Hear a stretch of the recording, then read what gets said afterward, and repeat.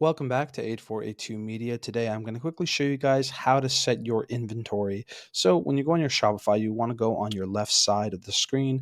We're going to click on inventory and it's going to bring you to this page. So let's say that right now I have 50 available nunchucks, specifically foam nunchucks.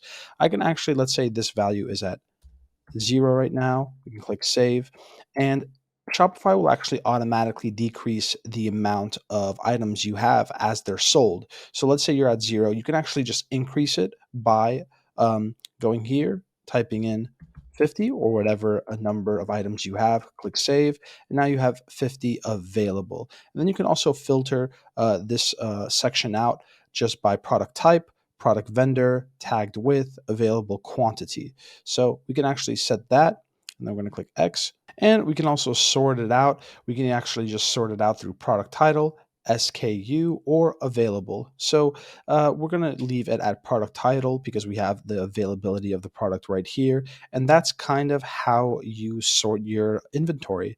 Thank you guys for watching. If this was helpful in any way, please leave a like down below.